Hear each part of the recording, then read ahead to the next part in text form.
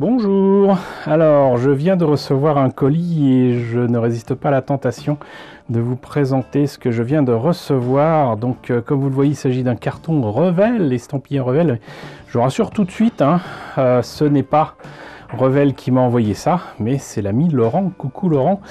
Laurent qui a une boutique à Pont-à-Mousson, donc qui s'appelle Hobbypam, une boutique que je vous recommande, et grâce à l'ami Laurent, j'ai pu mettre la main sur mes futurs cadeaux. Voilà, des cadeaux de mois à mois pour Noël.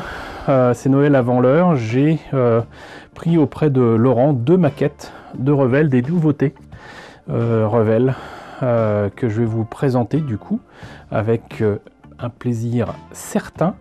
Et je sais que, pour l'avoir ouvert, pour vérifier ce que c'était évidemment, qu'il y a d'autres choses dedans, parce que donc nous avons le TIE Fighter nommé Outland, le Outland TIE Fighter de la série The Mandalorian. Voilà, c'est un TIE qui a une particularité qu'on verra tout à l'heure. Je vous en ai parlé souvent de toute façon, vous voyez. Et vous voyez que c'est une grosse boîte. Et ça, c'est la belle nouvelle du moment. J'étais persuadé que Revell allait sortir cette version du Outland TIE Fighter avec le petit TIE, donc Easy Kit Pocket, que je vous ai présenté souvent. Je vous l'ai présenté en le modifiant pour faire la version de la guilde minière il n'y a pas si longtemps. Donc voilà. Et la bonne nouvelle, donc, c'est que ce Outland TIE Fighter est fait à partir du gros, très gros TIE Fighter que je vous ai présenté aussi plusieurs fois. Et j'en suis ravi. On va voir ça précisément tout à l'heure. Et ça vient tout juste de sortir, c'est tout frais. Hop. Et donc, nous avons là le Razor Crest. Voilà, une maquette que j'appelais de mes voeux. Vraiment, parce que, alors particularité, c'est que le premier kit du Razor Crest qui soit sorti dans le monde, c'est la version Bandai, donc en véhicule modèle. Vous avez aussi, je vous le présenterai bientôt parce que j'ai craqué là aussi, je l'ai pris, parce que j'adore ce vaisseau. Vous avez la collection Altaïa des vaisseaux Star Wars. Le Razor Crest existe dans cette collection là, je vous le présenterai dans pas très longtemps.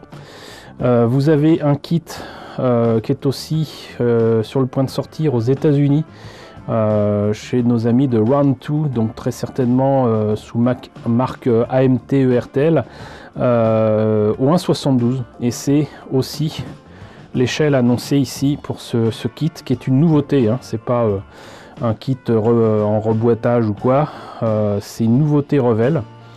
Et donc il est annoncé au 1,72 et à un moment il n'y a pas moyen de le précommander ni rien, fallait le prendre sur le site Revell, il n'était pas spécialement donné, c'était surtout pas donné pour les frais d'envoi, c'est complètement fou. Revell n'existe plus qu'en Allemagne entre guillemets, et sur le site il proposait donc le Razor Crest à un certain prix, mais fallait rajouter je crois plus de 18 € pour les frais d'envoi.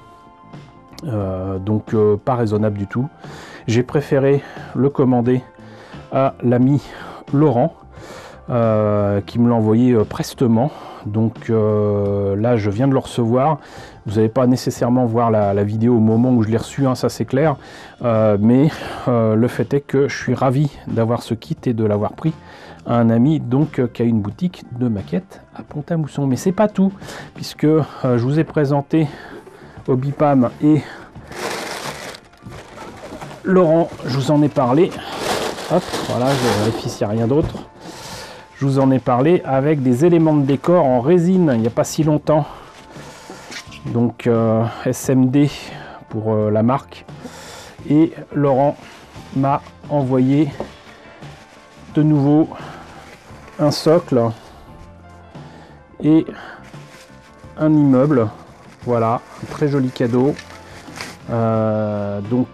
Merci à toi Laurent, franchement, et pour les kits Revell et pour ces éléments de décor. Et donc ce que je vous propose, c'est déjà de vous présenter l'élément de décor. Je ne vais pas le peindre et le modifier sous vos yeux, mais au moins vous présenter ça.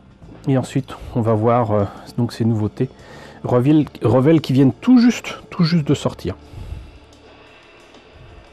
Alors voilà, donc ces éléments de décor, hein, voilà, c'est différent de ce que je vous ai montré.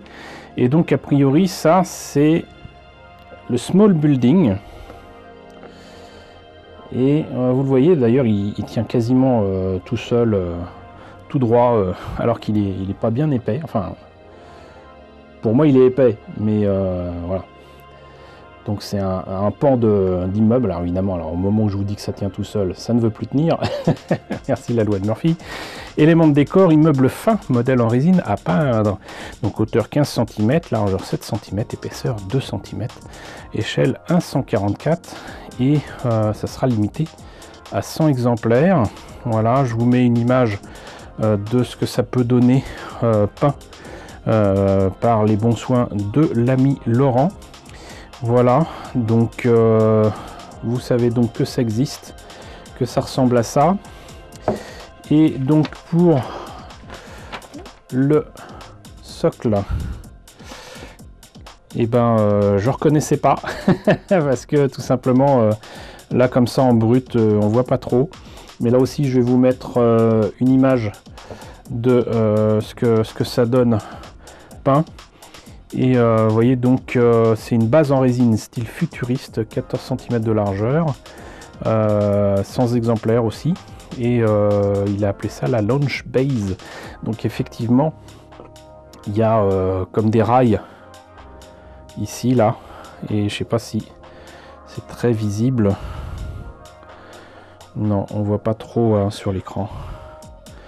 Moi je vois bien, mais il y a une texture comme dans des hangars quoi. Donc voilà, donc merci à toi Laurent pour cette jolie surprise, et puis comptez sur moi pour vous présenter tout ça peint par mes soins. Et donc on passe à cette première nouveauté de Revell, une nouveauté que personne n'attendait hein, sincèrement, à part ceux qui ont noté qu'effectivement dans la série Le Mandalorien il y a des TIE Fighters avec des ailes qui se plient. Voilà, j'ai lâché l'information. Personne ne l'attendait vraiment, ce kit, à part le Razor Crest, qui est donc le vaisseau du Mandalorien. Voilà, c'est un vaisseau de ce qui reste de l'Empire dans la série. Comme je vous l'ai dit tout à l'heure, c'est un kit qui reprend en fait l'essentiel des pièces du gros TIE Fighter de Revell. Donc, Laurent dans sa boutique le propose à 44,90 €. Je vous le dis tout de suite, c'est ce qu'il a reçu donc la semaine dernière en kit dans sa boutique. Je crois que ça n'a pas tenu la journée. Le lendemain, tout était vendu. Voilà, alors il en a pas reçu des centaines, mais ça s'est vendu comme des petits pains. Le Razor Crest, pareil, le temps qu'il annonce que c'était dans sa boutique, sur les réseaux sociaux, ça avait disparu. Voilà.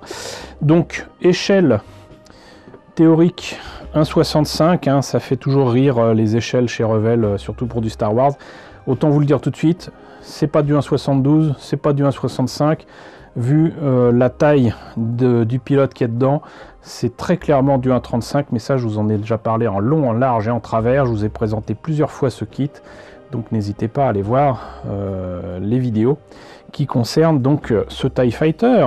Donc Outland TIE Fighter, pourquoi ce nom-là, je ne sais pas. Mais une chose est sûre, c'est qu'en fait c'est un concept qui avait été développé par Doug Chiang, qui est donc on va dire, moi je vais l'appeler Mecha Designer, voilà, on va oser l'appeler Mecha Designer de Star Wars depuis belle lurette, hein, je crois qu'il travaillait chez Lucasfilm avant la menace fantôme. Donc voilà, il avait fait, je vous mets l'image, un concept art montrant donc un taille avec les ailes qui se pliaient, mais ça c'était pour le réveil de la force. Il se trouve que ça n'a pas été gardé. Finalement, les TIE Fighters ont été un peu modifiés. Ils les ont mis en noir au lieu d'être en blanc, avec des panneaux solaires qui étaient blancs au lieu d'être en noir. Bon, voilà, super. Mais le concept des ailes qui se plient pour se poser, finalement, sera utilisé dans le Mandalorien. Donc, si je me rappelle bien, dans l'avant-dernier épisode, où donc le Mandalorien et ses amis sont en mauvaise posture, encerclés par les forces impériales un TIE Fighter arrive, les ailes se plient. Moi, j'étais tout fou quand j'ai vu ça, et sort de ce TIE Fighter Moff Gideon, qui est entre guillemets le grand méchant de ces 2 premières saisons.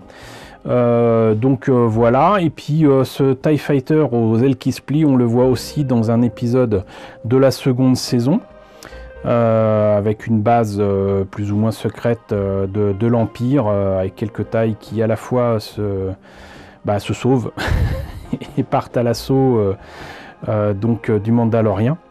Mais le fait est que c'est un TIE Fighter particulier que l'on voit effectivement dans la série Le Mandalorien.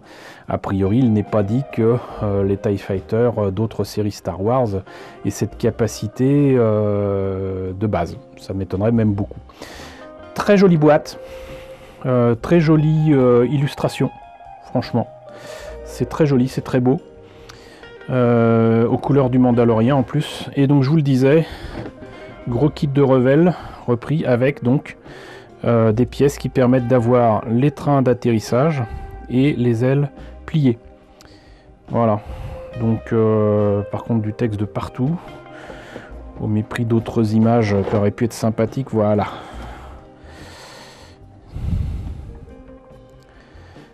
Et donc là il montre les ailes pliées et là le contenu du kit.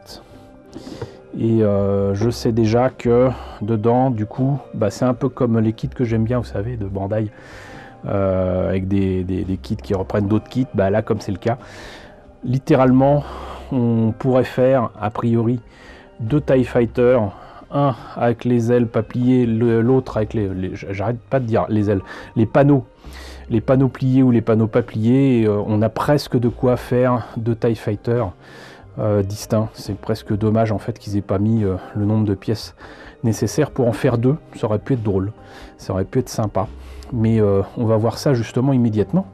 On va voir ce que nous réserve cette boîte. Alors, notice,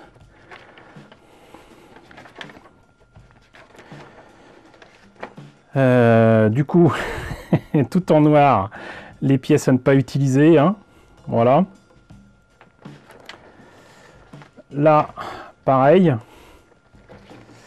Et là, du coup, les nouvelles pièces, parce qu'ils n'ont pas eu le choix, ils ont forcément modifié le bulbe pour donc mettre les trains d'atterrissage et les baies de train.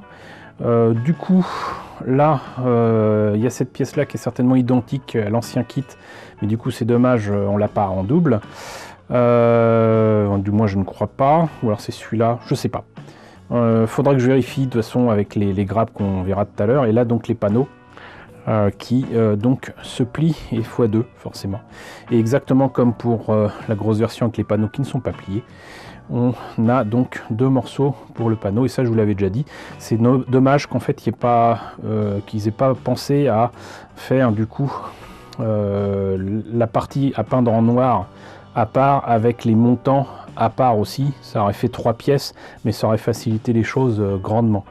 Et sinon, pièces transparentes pour le haut du cockpit, le sas d'accès et la verrière. Donc, apparemment, de ce que je comprends là, il y a moyen de l'avoir donc fixe, de l'avoir avec les panneaux un peu donc pliés, et sinon totalement pliés avec les trains d'atterrissage sortis. On a le pilote, j'imagine qu'il sera aussi problématique que la version anniversaire que je vous ai montré, où on avait l'impression de voir un personnage de Hellraiser plutôt qu'autre chose, mais on verra. Et donc du coup il faut le peindre. Poste de pilotage, donc exactement le même problème que pour les précédents kits, hein, donc j'allais dire presque le même problème que depuis tous les kits depuis AMT ou RTL. C'est dommage qu'ils aient pas modifié ça. Mais du coup, pour combler un petit peu ce manque là, il y a, où c'est que je l'ai mis, voilà, il y a des décalcos qu'on peut mettre sur les panneaux qui ne sont pas les bons, mais des décalcos avec des marquages rouges qui correspondent effectivement peu ou prou à ce qu'on voit dans le film, dans les films, ou même dans la série Le Mandalorien.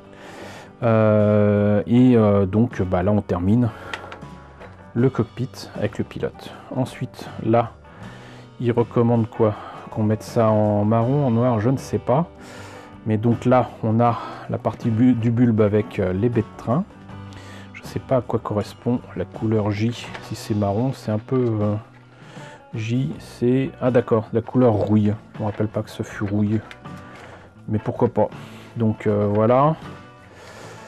Je vois pas l'intérêt non plus de peindre tout ça en rouille, vu qu'on le voit pas, surtout là. Je vois pas. Sincèrement, je comprends pas. Mais bon. Donc là, on a fait le bulbe. On s'attaque au panneau. On choisit donc bien évidemment si on veut les voir ouverts, les baies de train ou pas. Bon, ça sera forcément ouvert. Et là, qu'est-ce qu'ils disent? Pin. Je vois pas ce qu'ils veulent dire par là. Ah, peut-être qu'il y a un montant ici qui prouve que c'est là c'est la partie haute, là c'est la partie basse. Et donc, ok. Ah, intéressant. Donc ça veut dire qu'en fait, là, cette pièce-là va changer. Donc là, c'est pour voir les panneaux fixes. Donc vous mettez quand même vos panneaux qui se plient dessus, d'accord. Là, vous avez une pièce différente avec les panneaux un peu pliés. Là, c'est pour le socle, on s'en fiche. Là, c'est pour les... C'est vraiment le montage est assez étrange. Bon, là, les trains d'atterrissage au final. Ah d'accord, c'est parce que là, comme c'est les ailes pliées quand il a atterri, ok. Mais bon, c'est pas super logique. Donc, les trains ici. Et là, du coup, là, des pièces qui, à mon avis, doivent être un peu fragiles, avec les ailes totalement pliées. Donc, effectivement, ça vous donne ceci. Et ça l'affre bien trouvé et assez étrange. Mais voilà, bon. Et ça n'existe pas chez d'autres marques. Donc maintenant, on va voir les pièces. Alors, effectivement, il y a deux fois le bulbe. Simplement, là, on va utiliser partie du cockpit, quoi. Voilà. Ici, pareil, on va utiliser certaines pièces là, mais pas ça. Du coup, pareil, là, c'est pas utilisé, mais le reste, oui. Et là, pareil. Donc, ça veut dire que, mine de rien, effectivement, on a deux panneaux fixes et un bulbe. Et si on se fiche de l'intérieur du cockpit, si on peut reproduire les autres éléments avec le sas d'accès, la verrière ou quoi. Si on veut en faire une épave, par exemple, une épave sur Jakku, au hasard, parce que j'ai toujours fait des trucs comme ça avec des morceaux de maquettes. Je vous ai montré ce que j'avais fait il y a des années de ça, des dioramas de Jakku. Et ben, avec ce qu'il y a là, il y a de quoi faire. Pour autant, est-ce que les pièces sont si différentes que ça? Oui. C'est à la fois la même chose et c'est différent. Alors, si je montrais ça correctement, ce serait mieux, mais voilà. Vous voyez, c'est en fait différent dans le sens où là, vous avez ces détails-là qui ne sont pas ici, qui sont là. Et de même là, ici, on va tout simple là. Là et là, c'est pas la même chose. Cela dit, je viens de me rendre compte que on a de quoi fermer, à part pour la verrière, le cockpit, parce qu'on a l'arrière et le dessus. Il manquera juste ça, mais c'est pas un problème. Donc, effectivement, les pièces sont nouvelles. Et là, pareil, vous voyez, là, c'est pas la même chose que là. Et c'est intéressant à voir. Est-ce que donc du coup, ça nous fait tout ça de pièces à la fois, j'allais dire, optionnelles et nouvelles. Donc ça, on s'en fout, c'est le fameux pilote qui est peint à la j'en ai marre de vivre Mais au moins est-il noir. S'il est déjà noir, c'est déjà bien. C'est du plastique noir, quoi. Donc c'est déjà pas mal. Donc ça, voilà. Ça, pareil. Mais tout ça, là, c'est des nouvelles pièces. Et donc ça, c'est les fameuses pièces qui permettront de changer l'orientation des panneaux. Et je vois rien de particulier sur les bords. Donc là, c'est quand même justement deux grappes identiques. Hein. Grappe 1 ou I plutôt, ça a l'air d'être des lettres. Et là J. Voilà, puisque du coup on a deux fois la même chose comme ça et avec trois positions différentes, donc ça correspond. Et donc ces pièces là pour le bulbe. Donc moi je trouve ça sympa et je suis vraiment très content qu'il y ait des pièces en trop, mais ça va pas plaire à tout le monde, je pense. Ça va pas plaire à tout le monde, mais les possibilités sont grandes. Les possibilités sont grandes et il y a de quoi faire. Il y a de quoi faire et je suis vraiment ravi. Bon, par contre, évidemment, ça aurait été bien qu'ils fassent un nouveau personnage, parce que là, du coup, on se retrouve quand même avec un pilote de TIE Fighter normal. Bon, c'est vrai que c'est pas toujours Moff Gideon qui est aux commandes de ce genre d'appareil. Hein, on l'a vu dans la seconde saison du Mandalorian. Mais c'est dommage qu'ils aient pas fait une autre figurine, parce que pour trouver une figurine qui soit équivalente à Moff Gideon pour le faire sortir du TIE Fighter, ça va pas être évident. Voilà, mais justement, une des possibilités que j'ai du coup, c'est non pas de faire une épave de Jakku, mais faire de l'épave du TIE Fighter avec Moff Gideon qui en sort avec son sabre laser noir mandalorien là. Donc ça peut être une idée. Voilà, le TIE Fighter avec les panneaux pliés et le TIE Fighter écrasé avec Moff Gideon qui en sort. Ça peut être sympa. Voilà, donc maintenant, on va passer à la dernière maquette à présenter. Ça fait une vidéo un peu longue, je suis désolé, mais il va falloir voir le Razor Crest. Alors, le Razor Crest, vous l'attendiez tous, moi aussi. Qu'est-ce que ça donne? Alors déjà, chez Laurent, il est proposé à environ 50 €, donc 51,90 €. Est-ce que ça les vaut? Déjà, je peux vous dire que c'est pas léger. Voilà, c'est pas une petite maquette. 1,72 sans une pièce. Il ferait 33 cm, presque 34 cm de long. Pourtant level 3, donc à les lire, ça a l'air d'être moyennement facile. Donc très très belle illustration au passage, hein, franchement. Ils auraient pu se rater, mais non. Très très beau. Et puis donc là, inspiré du, je crois, deuxième épisode de la saison 2 du Mandalorian, puisque le Razor Crest est coursé un moment par des X-Wing. C'est avec Dame Grenouille. Il a accepté une mission qui doit amener Dame Grenouille sur une planète où il y a justement des pistes pour trouver des Mandaloriens qui pourraient l'aider à trouver la planète de ce brave bébé Yoda. Donc là, même illustration, là aussi. On se décide à montrer les pièces, oui. Voilà. Donc il y a l'intérieur du Razor Crest. Il y a les trains d'atterrissage. Là, on a une vue des pièces qui ont l'air vraiment très bien. Donc 2021. Hein. Et c'est tout. Il n'y a pas d'autres images. Si, quand même, là. Voilà. Donc, monter et peint, ça donne ça. Et par contre, ça, j'avais vu ça sur le net. Je sais pas qui c'est qui a peint ça. Mais non seulement c'est basique, mais c'est pas terrible, quoi.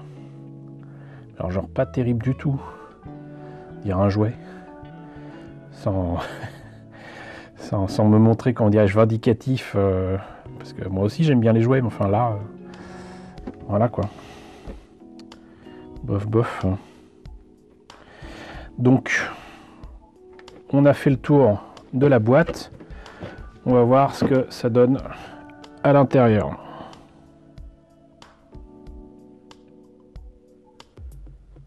Alors, la notice, avec le modèle monté et peint.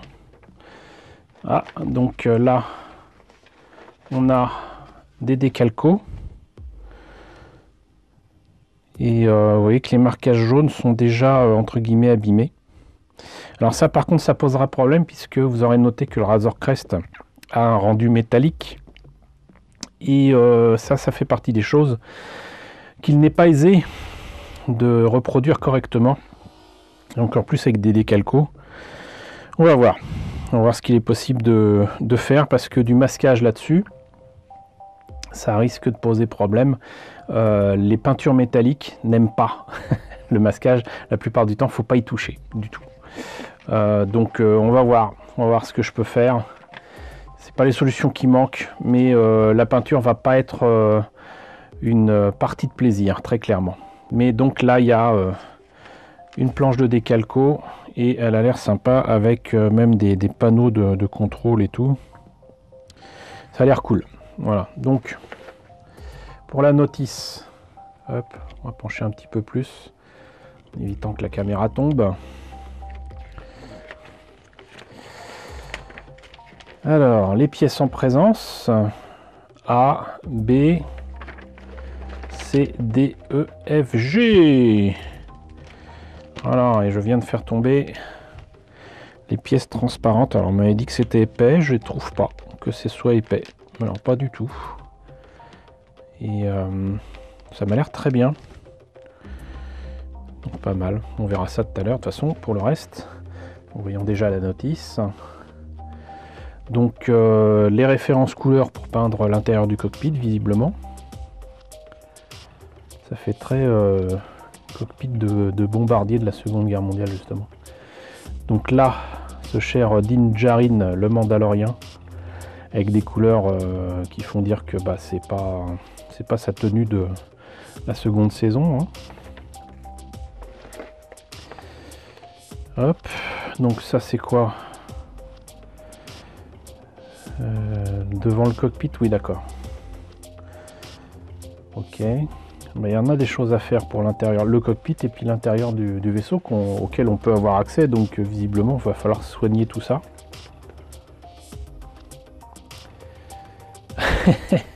Petit détail qui tue. Il y a même les toilettes. Toujours le truc qui manquait dans les séries de SF. C'est un sujet non pas de moquerie, mais de blague. Et ben là, on voit les toilettes du Mandalorian, dites donc. Et même le coin sa couchette, le coin couchette qui est à côté des toilettes. Donc le Razor Crest, hein, le vaisseau de Din Djarin, c'est un Formule 1, vous voyez, le genre d'hôtel. On peut prendre sa douche en allant aux toilettes. Donc il y a même le petit escalier qui permet d'aller dans le coin cockpit. C'est vraiment très bien. Là, on a la passerelle d'accès, une autre passerelle d'accès. Là, on a l'intérieur du Razor. C'est vraiment très cool. Là, déjà, c'est que le détaillage intérieur du vaisseau. Là, les canons que je soupçonne être des canons de AT-AT. Mais peut-être que je me trompe, mais ça ressemble quand même vachement. Ensuite, on attaque apparemment, puisqu'on a fait le dessous du fuselage, on fait le haut. Là, on attaque enfin les moteurs, qui m'ont l'air relativement simples par rapport à tout ce qu'on a vu avant. Voilà. Ensuite, les parties transparentes, qui là aussi ne seront pas une partie de plaisir à placer, hein, parce que un coup de colle mal placé, et ça fout tout en l'air. Mais on verra. Donc là, apparemment, il faut faire des trous dans une pièce, là. Ok. Et là, il y a les baies de train et les trains fermés. Donc on peut mettre sur un socle. Et sinon, la version donc avec train d'atterrissage. Alors là, c'est assez étonnant parce que là, c'est des trains d'atterrissage en deux parties à l'ancienne. Franchement, ça, c'est pas terrible. Mais bon, tout dépend si on les utilise ou non. Ok. Et là, c'est pour la peinture globale, on va dire. Vous placez les décalcos. Et voilà, bah, ça s'annonce bien, hein, mais maintenant on va voir les pièces. Eh ben écoutez, c'est proprement hallucinant et impressionnant, vraiment. Voilà, mis à part les pièces en deux parties là pour les trains à coller, mais si ça se trouve ça se joint parfaitement. Mais regardez-moi la qualité du panel lining. Voilà, et là pas de trucs à l'ancienne justement, comme pour certains avions et bateaux des années 70-80 en maquette, où il aurait fallu coller 2-3 pièces pour avoir le fuselage inférieur. Là tout est dans une seule pièce et c'est magnifiquement détaillé. Regardez-moi ça, c'est juste proprement hallucinant. C'est fou. Là on est très au-dessus du niveau des kits qui faisaient jusqu'à présent sur Star Wars, hein. Même si j'aime beaucoup le gros TIE Fighter, il n'y a pas des détails aussi fins. Donc les pièces transparentes on a vu. Là on va en profiter pour montrer justement le socle et les trains d'atterrissage, même l'intérieur des trains. Vous voyez là, magnifique, magnifique. Et du coup l'intérieur du fuselage, ça donne ça.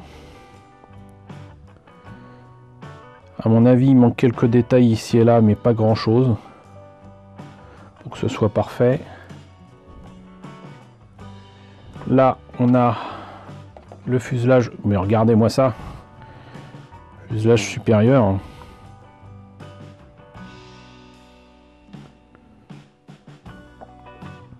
Regardez-moi ça.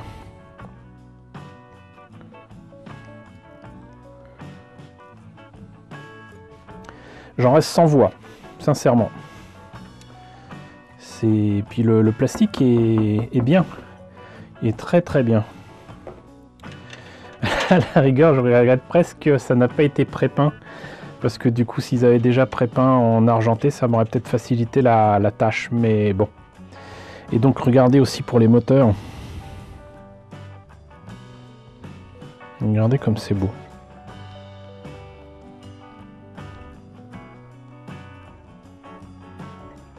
Bon, à la rigueur, le filet là qu'il y a dans la cabine de Din Djarin pourrait être remplacé par entre guillemets un vrai filet, mais d'ailleurs qu'est-ce que ça donne pour le personnage?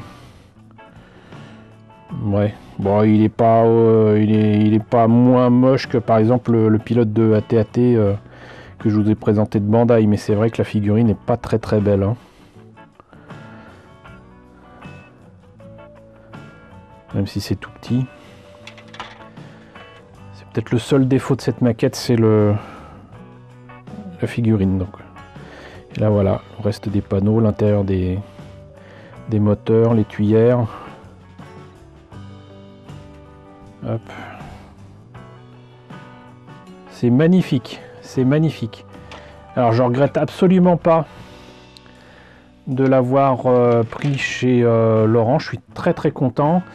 Ma curiosité est assouvie et je suis plus que satisfait par la qualité de cette maquette de Revell. J'espère que la présentation de ces nouveautés Revell avec le Outland TIE Fighter et le Razor Crest ainsi que les éléments de décor qui m'ont été offerts par l'ami Laurent vous ont intéressé. N'hésitez pas à me dire dans la section commentaires ce qu'il en est, si vous allez vous aussi craquer et vous commander ces superbes maquettes. Voilà, j'ai mis d'ailleurs des liens dans la description de la vidéo si vous les commandez chez Laurent ou ailleurs. Donc voilà, merci encore une fois à Laurent de m'avoir envoyé tout ça, de m'avoir laissé commander chez lui ces kits et de ce très beau cadeau pour les éléments de décor. N'hésitez pas à liker, c'est très important. N'hésitez pas à partager, n'hésitez pas à vous abonner si ce n'est pas déjà le cas. Coucou aux nombreux abonnés qui nous ont rejoints ces derniers temps, bienvenue ici. Coucou aux grands anciens qui me suivent depuis 6 ans. Merci à tous de votre fidélité, merci à tous de votre soutien sur Tipeee et sur Paypal. Surtout prenez soin de vous. Je vous laisse avec la liste des contributeurs de la chaîne et je vous dis à très bientôt, je l'espère, pour la présentation d'une nouvelle maquette Star Wars.